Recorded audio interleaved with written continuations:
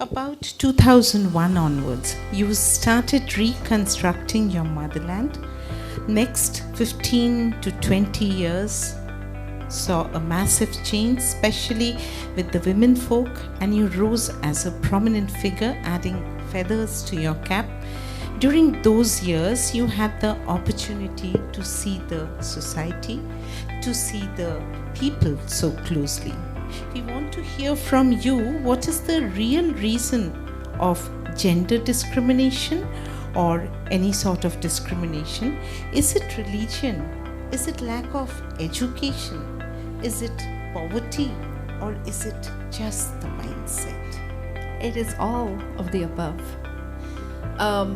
The only one that I am going to defend is the notion that religion prevents or religion restricts women's progress or development. As a student of theology, I think religions across history, whether they're monotheistic or polytheistic or, the spectrum is quite large. The purpose of religions, for me, as a religious student and as a faithful person, I think the basic foundation of religions was to guide people, not just men, guide people, men and women, to live good lives, non-violent lives, lives that didn't infringe on other people's existence. Unfortunately, historically, like with any tradition or with any space subject,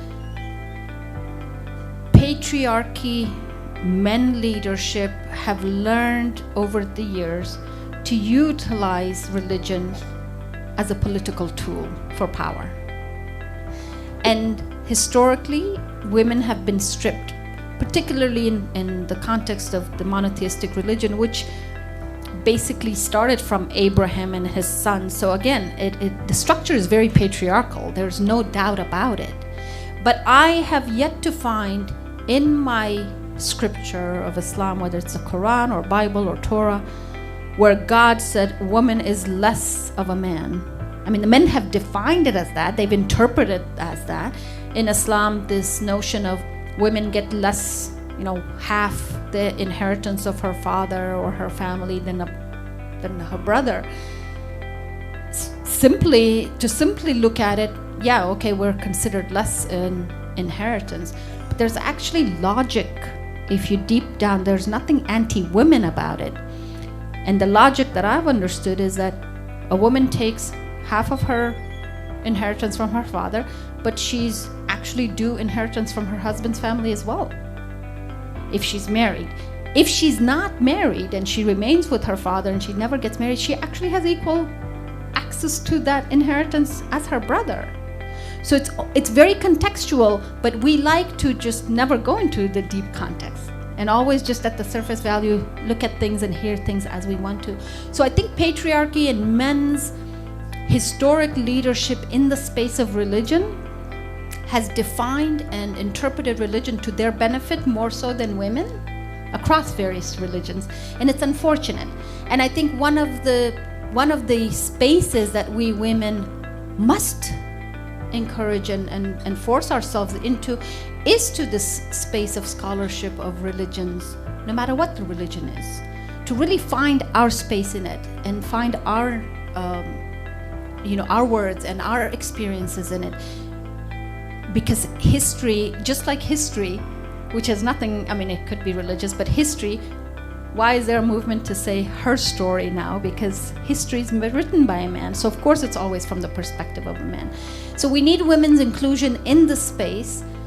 God created men and women, and it's not important to me what you believe, how we were all created, but there's a purpose and a reason for why these two types existed and continue to exist.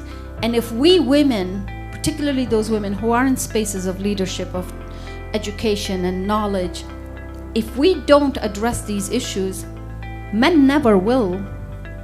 Because I've also learned that people have a very, very difficult time sharing or volunteering their power out.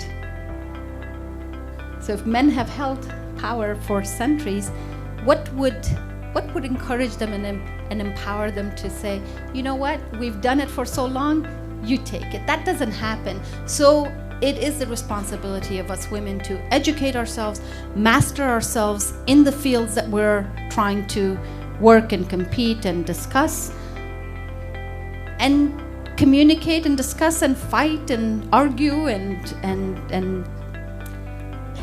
make a deal, if we may, with knowledge as our base. Because without knowledge, historically, communities, societies have always branded women as emotional, as illogical, and it's the educational mastery foundation that will give us the necessary logic to be able to sit at the same table and argue and leave people shut without a response when you do put a question to them that they're not able to answer. And that's how change begins. And it's difficult. So ultimately, women have to speak up for themselves. And I think maybe men are not so conscious, but when they hear from the women what problems they are facing, then he may bring about changes also. And I think for our country also, many changes have actually happened down the years, and situations are quite different now. How much do y'all work on mental wellness? And what is your take on mental wellness of the women?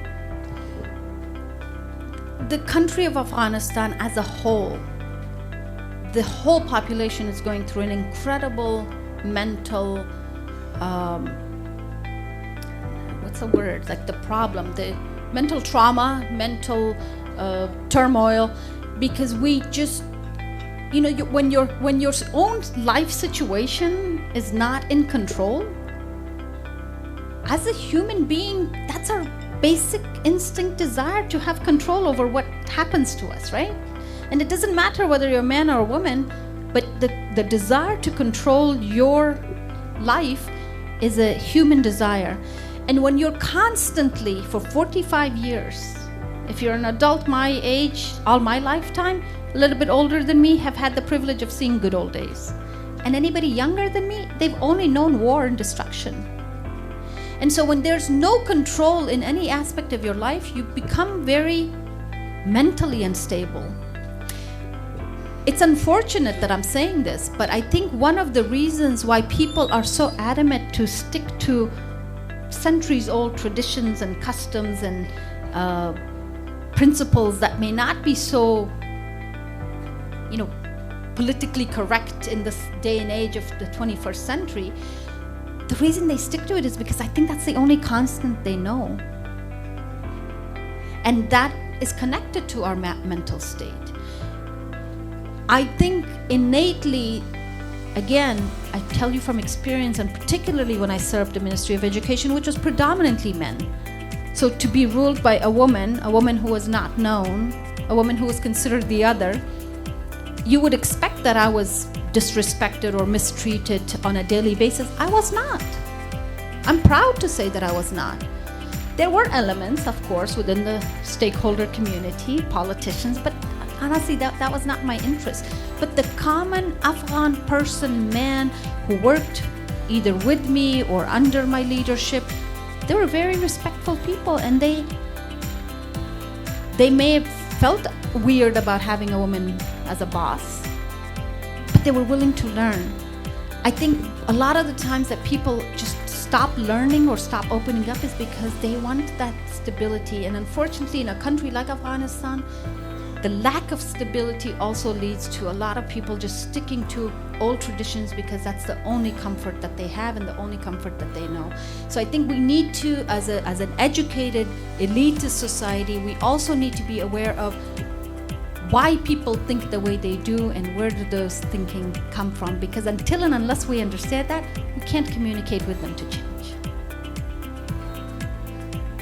We should proudly announce that she is the professor of practice in the Thunderbird School of Management and Techno India University has signed an MOU with the Thunderbird School, so we feel that we'll be getting the blessings of personalities like her and the Thunderbird School, so that we can actually work together for the betterment of the teachers and students in the future years.